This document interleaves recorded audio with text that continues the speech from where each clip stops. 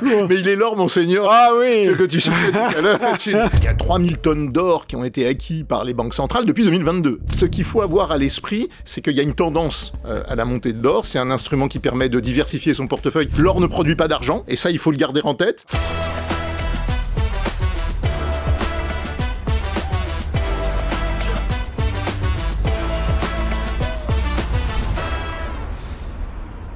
Son éclat fascine depuis des siècles. Il a attisé les convoitises des hommes à travers l'histoire, des conquistadors aux orpailleurs, en passant par les pirates des Caraïbes. Il est dans les poèmes, dans les chansons, dans les expressions de la vie quotidienne, vous l'aurez compris, c'est de l'or dont je veux parler aujourd'hui.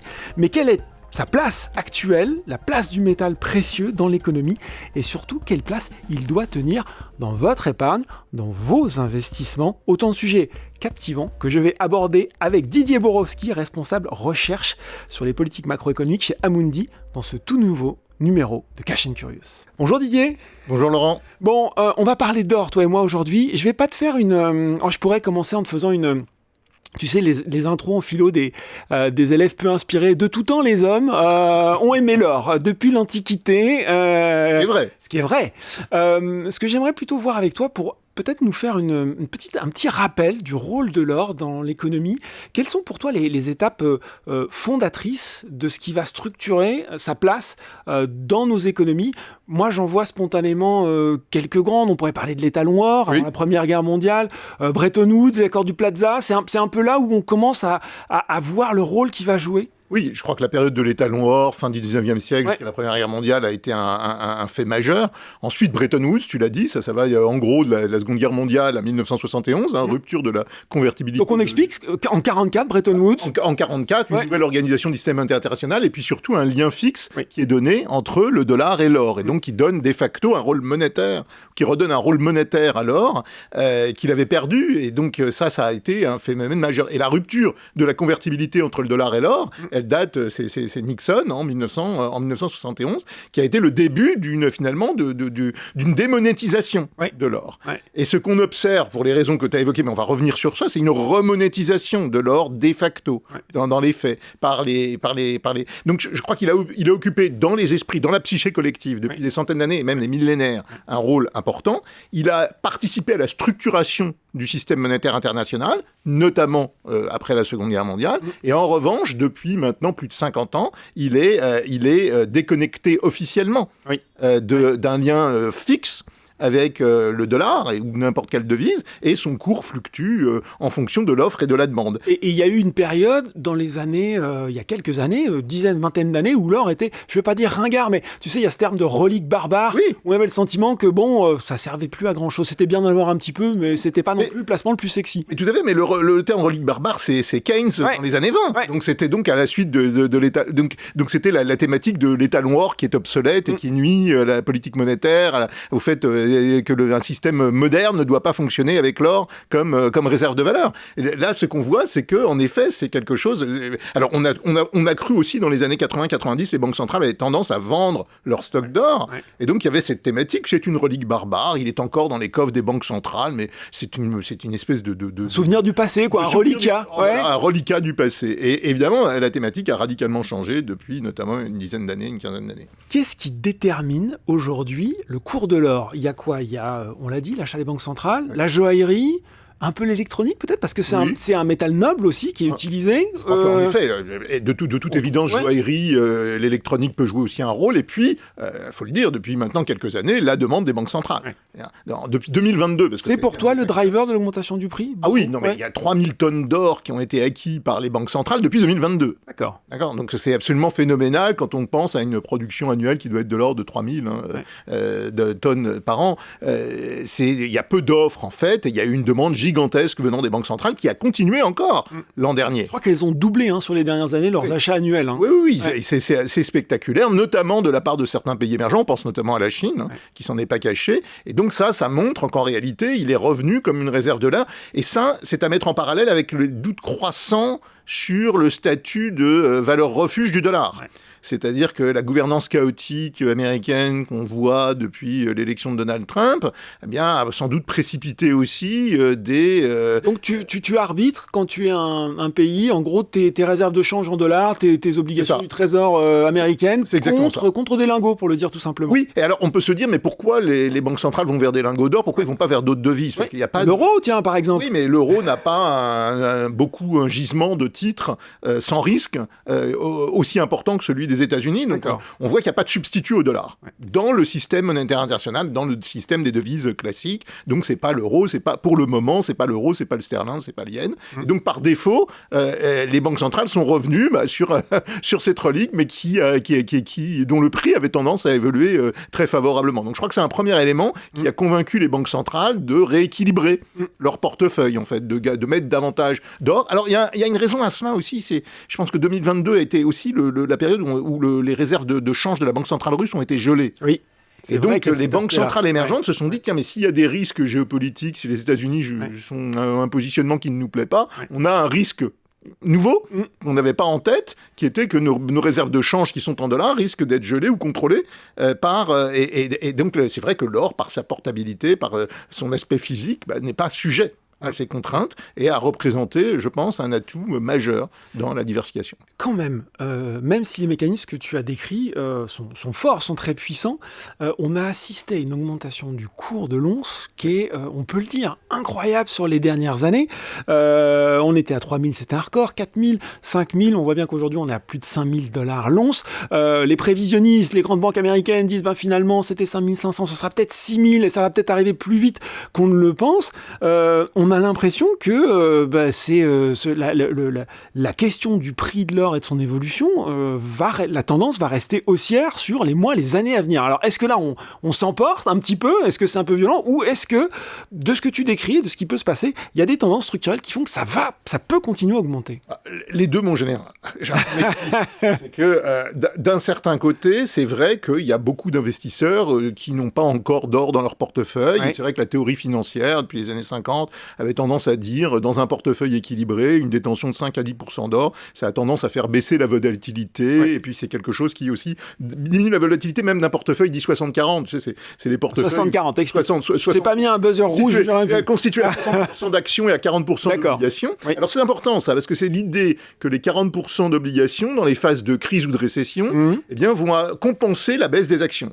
Imaginons une crise, les actions ont tendance à baisser. Si cette crise si c'est une récession économique classique, il va y avoir de la désinflation, les banques centrales baissent les taux d'intérêt baissent, les portefeuilles obligataires montent. Et donc l'idée du 60-40, c'était les portefeuilles sont plutôt bien équilibrés de cette façon-là. Alors, il y a une classe d'actifs qui prend le relais de l'autre. C'est ça, qui prend le relais. Alors ça, la corrélation, elle a été un petit peu cassée sur les années précédentes. Donc il y a eu l'exemple de 2022 en particulier. Tout a baissé en même temps. Exactement. Pour le dire simplement. Inflationniste. Et donc, les actions ont baissé, les obligations ont donc craché. Donc, ça s'appelle une corrélation positive entre actions et obligations de façon technique, mais c'est ça. C'est en fait les actions ont craché en même temps que les obligations. Et donc là, on voit que pour équilibrer un portefeuille, avoir un peu d'or, c'est un instrument de préservation du capital. Et donc, notamment la montée des dettes publiques à l'échelle mondiale. Alors ça, c'est un autre point, on n'a pas parlé. C'est ça aussi, c'est l'endettement. C'est-à-dire, on se dit finalement, on a moins confiance dans les États parce que il y a l'instabilité géopolitique. Et puis, potentiellement, on voit que la facture de l'endettement, elle continue à grimper. États-Unis, Europe, Japon... Exactement, c'est tous les pays avancés. On voit des stocks de dettes qui grimpent crise après crise. Et alors là, je le relis à nouveau au 60-40. Qu'est-ce que ça veut dire? Ça veut dire que les taux d'intérêt, les primes de terme, on les a vus rejaillir l'année dernière. Attends, prime de terme. Oh là là, alors, ça veut dire que les investisseurs, quand ils achètent des obligations, comme ils sont inquiets de la dérive des dettes publiques, ils ont tendance à demander, pour acheter des dettes à long terme, des taux d'intérêt plus élevés. Et donc, ça produit en fait des montées des taux d'intérêt à long terme. Bon, on voit bien que ce type de configuration, c'est ce que je disais juste avant, c'est que ça donne plus au portefeuille obligataire le même statut que celui qu'ils avaient par le passé. Donc, il faut trouver d'autres véhicules de protection pour les chocs du futur, parce qu'on est convaincu que dans ce monde instable, des nouveaux chocs, on en connaîtra. Mais c'est pareil, on a le droit de se dire quand même qu'on est dans une drôle d'époque où le marché obligataire aujourd'hui va plutôt bien, il y a pas mal d'opportunités, le marché action va plutôt très très bien, et l'or va très très bien. Alors là, tout le monde va très bien ensemble. Ça aussi, c'est pas un peu... c'est pas complètement contre-intuitif? Si, c'est contre-intuitif. Et ça s'explique probablement par le fait qu'il y a une prise de conscience simultanée de nombreux acteurs, qu'ils peuvent encore augmenter un peu la part d'or et que peut-être ils ne sont pas à la cible idéale en termes de part d'or dans leur portefeuille. Je le redis, pour un particulier, on va dire c'est quelque part entre 5 et 10%, ça dépend de son aversion au risque. Alors l'idée même qu'il puisse y avoir encore des investisseurs qui ont besoin d'acheter de l'or pour arriver à cette cible, eh bien c'est un moteur. Et puis le fait que les banques centrales sont peut-être pas à la cible qu'ils souhaitent, ça peut être un moteur de demande supplémentaire qui pousse les prix de l'or à la hausse, indépendamment de l'évolution des taux d'intérêt. Et c'est ça. Alors on va en parler des taux, mais quand même, avant, je voudrais ta réaction sur ce qui s'est passé au début de cette année, parce qu'on est arrivé sur un prix de l'once qui était effectivement très élevé, et on a eu des mouvements de correction en une séance, parfois extrêmement violents sur le prix de l'once. Moi, ça fait quand même un certain nombre d'années que je regarde les marchés, j'avais jamais vu ça. Qu'est-ce que ça nous dit aujourd'hui? Est-ce qu'il n'y a pas quand même... Parce que l'autre chose qu'on lit aussi, c'est de dire finalement, ce qui a accru la volatilité de l'or sur les derniers mois, dernières années, c'est le fait que les particuliers y vont massivement et via notamment des produits dérivés, des ETC, Exchange Traded Commodities, donc finalement une façon de s'exposer à l'or via des instruments financiers. Est-ce que pour toi, c'est une raison qui fait son poids, si je puis dire?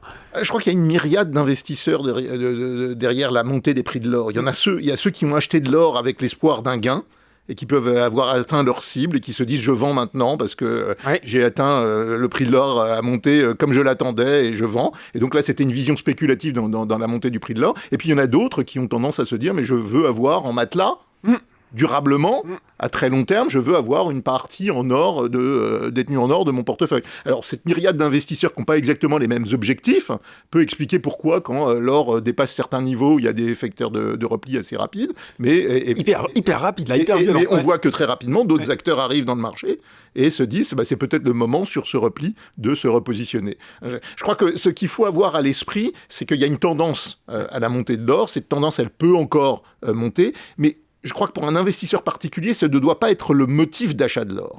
C'est-à-dire que quand on achète quelque chose avec la seule idée que je l'achète simplement parce que je pense que son prix va monter, là on est dans des logiques de formation de bulles qui sont extrêmement dangereuses. On va y revenir sur la place pour un investisseur particulier, mais peut-être un point aussi, je trouve que ça alimente aussi pas mal de fantasmes à l'heure actuelle. Je sais pas si tu te souviens, quand Trump faisait campagne, il disait je sais pas si l'or est... Je fais très mal Trump, je sais pas si l'or il est encore à Fort Knox, on va aller voir si on l'a toujours. On voit beaucoup d'écrits dire oui, mais on sait pas si finalement sur tous ces produits, sur les ETC, il y a assez d'or collatéralisé. Waouh, on a une idée, c'est quoi aujourd'hui le stock d'or mondial? On a une idée de tout ce qui est en circulation? T'as ce chiffre ou pas?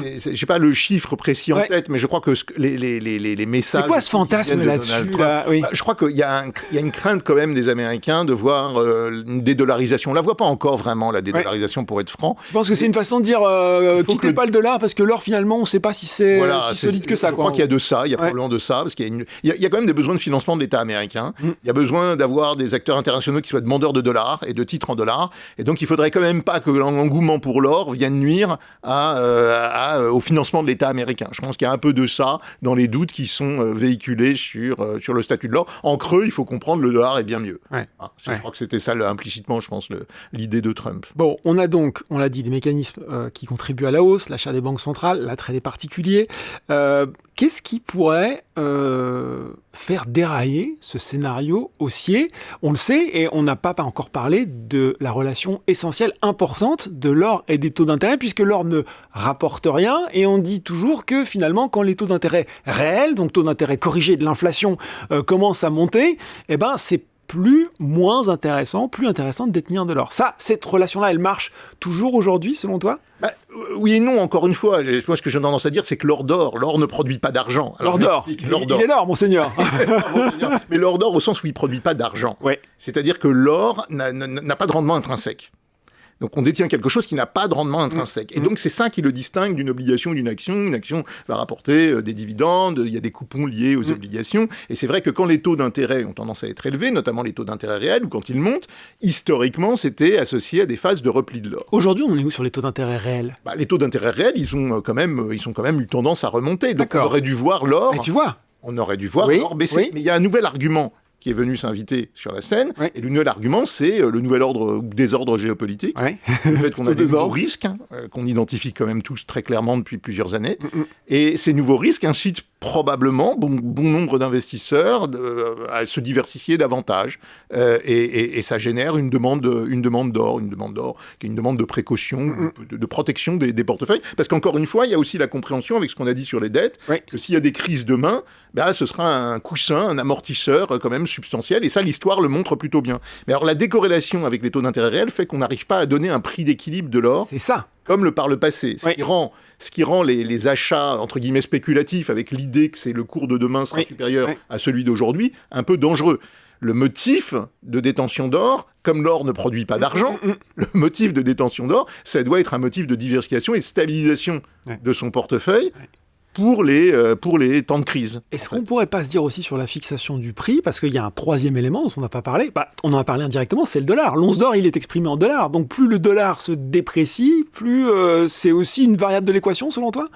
Ça peut jouer un rôle, je crois pas que ce soit le... Pas fondamental, pas essentiel. Non, je crois pas que ce soit le rôle fondamental derrière la montée du prix de l'or. Je pense que les fonctions que j'ai données, c'est-à-dire un instrument de stabilisation des portefeuilles, plus la quête toujours présente des banques centrales pour augmenter leur stock d'or, ça, c'est des puissants moteurs de demande, avec une offre qui est quand même assez stable. Donc mécaniquement, le prix a tendance à monter, mais tout a une limite. Il arrivera un moment où les acteurs estimeront qu'ils détiennent suffisamment d'or, et là, on retrouvera une corrélation entre taux d'intérêt réel et or. Donc il faut quand même faire attention avec l'idée que la tendance ne peut être qu'haussière sur l'or. Tu l'as dit, en début d'année, on peut voir à un moment donné des investisseurs parfois et des corrections qui sont assez brutales. Et c'est pour ça que l'idée que doit avoir un investisseur quand il achète de l'or, c'est plutôt une idée au long cours, sur un portefeuille, sur une dizaine, une vingtaine d'années, un instrument qui lui permet de diminuer la volatilité de son portefeuille. Alors, juste si on reste toi et moi sur les taux d'intérêt réels, puisqu'on a vu que c'était justement un critère essentiel, qu'est-ce que tu attends, toi, sur l'évolution, sur les prochains mois, prochaines années, sur l'évolution des taux d'intérêt réels ? Alors, ça dépend de l'horizon. Quelle zone tu regardes ?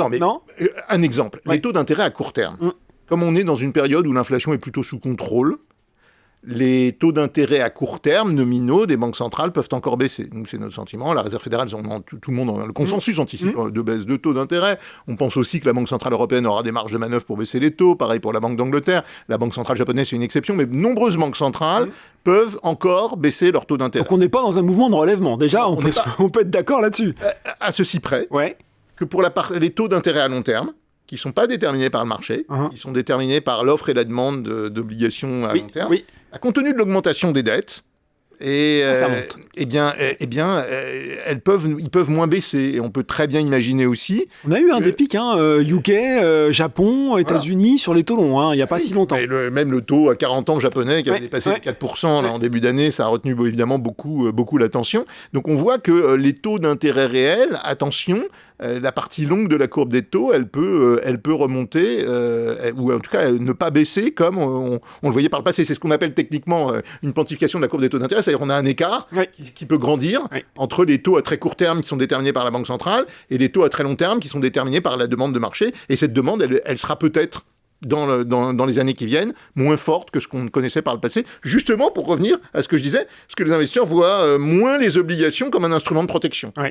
Donc il y a une recherche d'obligations pour le rendement, bien sûr, parce que les taux d'intérêt sont plus élevés, mais modulo ce que je disais, moins de recherche d'obligations d'État par les particuliers. Intéressant. Donc l'or se substituera en quelque sorte un petit peu aux obligues. Alors se substituera, je ne crois pas qu'on... Pas se substituera, mais un petit peu, quoi. Mais il y a un arbitrage, en gros. Il y a de ça dans la montée de l'or. C'est l'idée que le portefeuille 60-40 que j'évoquais, 60% actions, 40% obligations, finalement, avec un peu d'or, on arrive à diminuer la volatilité en cas de choc sur les deux, notamment s'il y a un choc sur les deux à la fois. C'est-à-dire si on a un épisode inflationniste, par exemple, dans les années qui viennent. Et donc, dans le monde instable dont on parlait, c'est ça la nouvelle la nouveauté. Ouais. Dans le monde instable dont on parle, on peut très bien imaginer, dans la décennie qui vient, des chocs qui soient à la fois inflationnistes et donc mauvais pour les obligations, faisant remonter les taux d'intérêt, et évidemment mauvais pour les entreprises et pour les actions. Et là, il faut trouver quand même des instruments qui permettent au portefeuille d'être plus stable, d'amortir le choc. Ça veut dire quoi ? Je pense qu'on a bien expliqué à la fois le rôle, l'évolution de l'or sur les dernières années. Pour l'investisseur particulier, pour celui qui est déjà exposé, on a envie de dire qu'il a fait le plus compliqué, et peut-être qu'il va être tenté de renforcer. Donc, est-ce que c'est une bonne idée ? Et pour celui qui a laissé passer le train, comme on dit, et qui se retrouve, qui regarde chaque jour l'once d'or s'apprécier, et qui se dit, mince, j'aimerais bien rentrer, mais je peux plus, c'est trop haut maintenant. Quelles règles on peut leur donner, à la fois pour ceux qui en ont et ceux qui voudraient en avoir ? Je crois qu'il faut revenir à une métrique assez simple, c'est quelle est la part de l'or dans mon patrimoine. D'accord ? Si cette part de l'or est nulle, alors il fait sens d'en construire une petite... Même aujourd'hui ? Même aujourd'hui. Il fait sens d'acheter de l'or, même aujourd'hui, d'autant plus que notre sentiment, c'est que la tendance haussière n'est pas forcément terminée, donc ça peut... Donc même aujourd'hui, mais de petit à petit... En revanche, un investisseur qui serait déjà positionné à hauteur de... Et qui se dit quand même, ça marche bien, je renforcerai bien un peu. Bah non, parce que là, il y a un coût d'opportunité quand même. Ce qu'on montre historiquement, c'est qu'il y a quand même un coût d'opportunité. Je le disais, l'or ne produit pas d'argent. Je veux dire, les taux d'intérêt ont quand même des niveaux aujourd'hui qui sont suffisamment attractifs pour apporter du rendement. Enfin, je veux dire, donc détenir de l'or... on pourrait faire mieux, c'est ce qu'on appelle un coût d'opportunité, si on plaçait son argent dans les actions ou dans les obligations. Dans de Nvidia, par exemple. Par exemple, mais pas seulement, heureusement, il faut diversifier. Mais il y a des instruments quand même de marché, et encore une fois, l'or est improductif. L'or, c'est quelque chose qui est, d'une certaine façon, c'est quand même une logique qui est un peu mortifère. Parce que dans l'argent, quand on le place dans des obligations, il a une utilité sociale, si c'est de l'emprunt d'État. Oui, là, c'est vraiment la réserve de valeur inerte. C'est la réserve de valeur inerte et improductive. Donc, il faut que ce soit limité quand même dans la part des portefeuilles. Donc, à chaque investisseur de doser le ratio. Et donc, la métrique simple, c'est de dire entre 5 et 10%, selon évidemment le degré d'aversion des investisseurs. Certains peuvent aller un peu au-delà, mais c'est pas raisonnable d'acheter de l'or avec l'idée que son cours sera supérieur demain. L'idée qui doit prévaloir, c'est c'est l'amortisseur de mon portefeuille. C'est l'amortisseur, et si j'en ai pas, j'ai besoin d'acquérir un amortisseur. C'est une forme de politique assurantielle. C'est une forme de politique assurantielle, c'est-à-dire il y a un coût lié à l'assurance, mais par contre, en cas de crise, il a tendance à rapporter beaucoup plus que les autres classes actives. Alors, on l'a dit, l'or, ça brille, c'est physique, c'est rassurant.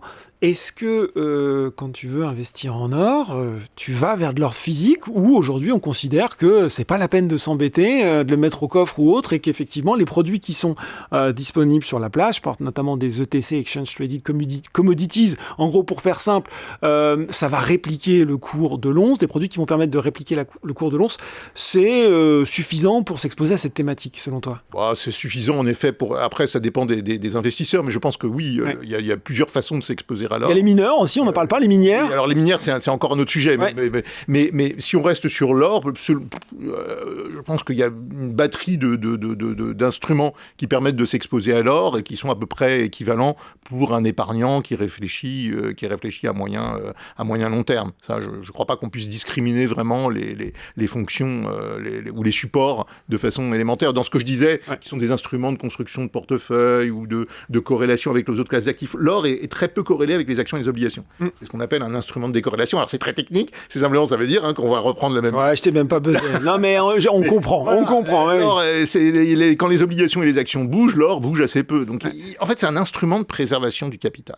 Donc quand on achète de l'or, c'est un instrument de préservation du capital, c'est pas un instrument de gain en capital. Alors ça, c'est une nuance super importante. Alors si en plus on gagne, par chance, ça c'est pas mal. On peut réinvestir, mais on n'est pas forcément de réinvestir en or. En passant, on peut très bien aussi se dire, finalement les gains, j'ai mieux à faire parce qu'on est dans une dynamique plutôt porteuse pour tel marché action, pour tel autre, etc. Je parlais de l'or dans sa présence dans la culture populaire ou même d'ailleurs un peu plus. Tu saurais me donner un titre de poème, de chanson ou de film qui contient le mot or ? Spontané. Ah là là là là, il est pris de court. Mais il est l'or, monseigneur. Ah oui. Ce que tu sais tout à l'heure mais l'or, ça remonte à la Bible, ça remonte. Donc c'est, comme je le disais, c'est dans la psyché collective depuis très très longtemps. Et c'est ça qui a probablement été, qui a présidé à son rôle dans le système monétaire international. Puis il y a sa portabilité, sa durabilité, le fait qu'il est facile de le fondre. Donc il a des caractéristiques physiques en plus des caractéristiques naturellement symboliques dont on a parlé, qui lui donnent son attrait aujourd'hui. Moi, j'aurais cité After the Gold Rush, de Neil Young, petit moment musique. On arrive à la fin de ce numéro de Cash and Curious, tu sais, c'est la séquence où tu vas devoir résumer en... Attends, je prends mon chrono pour regarder. En 40-45 secondes, tout ce que tu m'as dit de façon hyper synthétique, efficace, claire pour les gens qui nous regardent et qui se disent « Allez, je veux partir avec un brief hyper concret sur ce que je peux faire et sur ce que j'ai retenu de cette émission. » Attention, je mets quand même mon petit truc là. Allez, à toi de jouer. L'or, premièrement, c'est un instrument de préservation du capital. Deuxième élément, c'est un instrument qui permet de diversifier son portefeuille et d'amortir les chocs du futur en cas de grande crise, parce qu'il est moins corrélé aux actions et aux obligations. L'or ne produit pas d'argent, et ça, il faut le garder en tête. Ah, j'aime bien. Parce que l'or ne produit pas d'argent, ça veut dire qu'il y a un coût dit d'opportunité à la détention d'or. Ouais. Il faut comprendre que qu'il a une fonction assurantielle dans un portefeuille et qu'il ne doit pas être c'est pas un instrument d'investissement. Donc je crois que attention évidemment à l'évolution des taux d'intérêt réels qui peuvent produire dans le futur des petites corrections sur le prix de l'or. Allez, c'est une mission accomplie pour Didier Borowski. Merci Didier de nous avoir si bien expliqué l'or, ses mécanismes, ses fondamentaux et puis aussi comment on peut s'y exposer dans sa stratégie d'investissement. Merci Didier. Merci Laurent. Voilà, c'est la fin de ce numéro de Cash and Curious. J'espère qu'on a été clair, que vous avez tout compris sur l'or. Bien sûr, n'hésitez pas, si vous regardez cette émission depuis YouTube, à laisser vos commentaires, à laisser un petit pouce en l'air et bien sûr à vous abonner à la chaîne Boursorama. Merci et à très bientôt.